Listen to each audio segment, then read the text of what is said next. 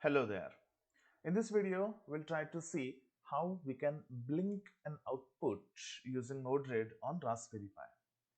Now, so far if you have been experimenting, you must have understood that we can make a particular digital pin go high or low based upon the input flows or whatever that comes as an input.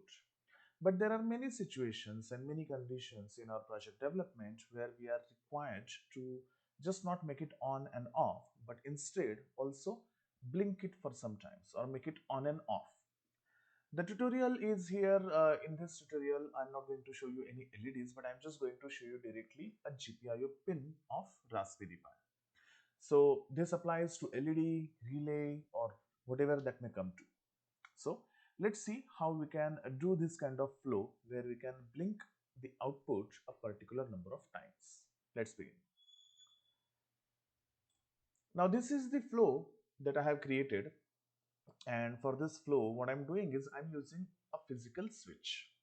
Now instead of a physical switch, you can also use your simple inject button where you can inject zeros and ones.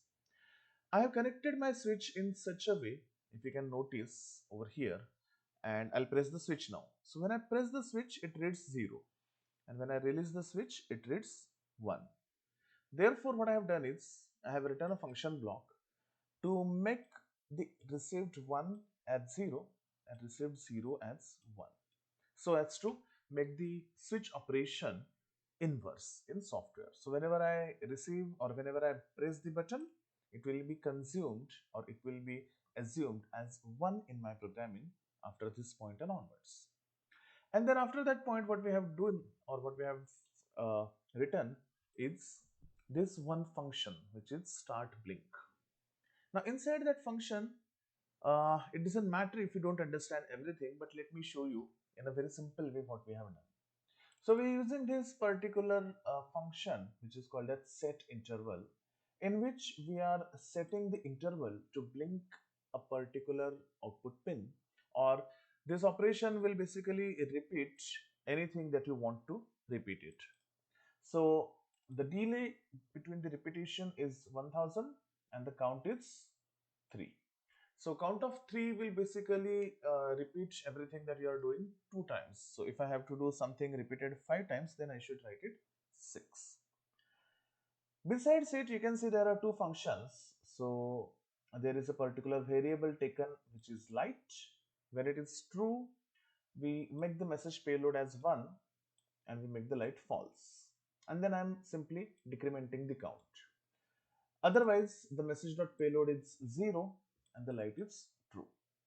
So basically this blinker or this particular function will be called upon continuously. It will not stop at all because there is no output or there is no break command in this function in Node-RED. So this blink will continue execution as long as the switch the function is triggered.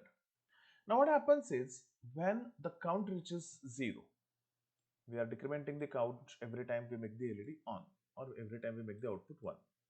Now when the count reaches 0, we are clearing this interval called blinker. So this was the interval which was set. We are clearing it out, and then we have a variable called break. If this break variable is not 0, then we return message. The function will stop at return message. Otherwise, it will simply keep repeating by executing the function called node.sendMessage. Remember, node.sendMessage will keep the function in loop and the return message will stop it. We want to stop or we want to return only when the BRK variable becomes non-zero. It means it becomes 1. Where it becomes 1? When the count becomes 0.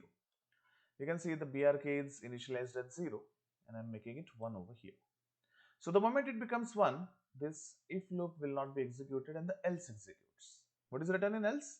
Nothing but simply return the message or make it 0.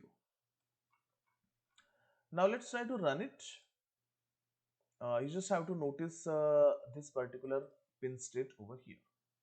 Now see, we have taken the GPIO output as pin number 40. We are initializing it with an output of 0. Let's call it LED and done. Inside the function also, let us yeah, so message.payload is set to be 0 and we return the message at this point. Now let's deploy this.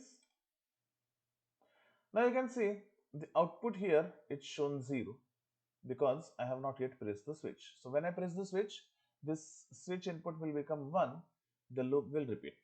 How many times? The count is 6, so it will repeat 5 times. Let's see. Now here I press the switch, notice this change of 1 to 0 here, and see 1, 2, 3, 4, 5. The program stopped. See? So using this particular loop and using this particular function block, you can definitely modify it according to your requirement, and you can repeat any particular piece of operation. Right now it is only outputting 1 and 0, which the LED block or which the GPIO output block can understand. Instead of that, you can use any particular output block. Now the code for this is over here. If I go to export, I'll see the code, and I'll copy this to clipboard, and then I will share it along with this video. Thank you for watching this video.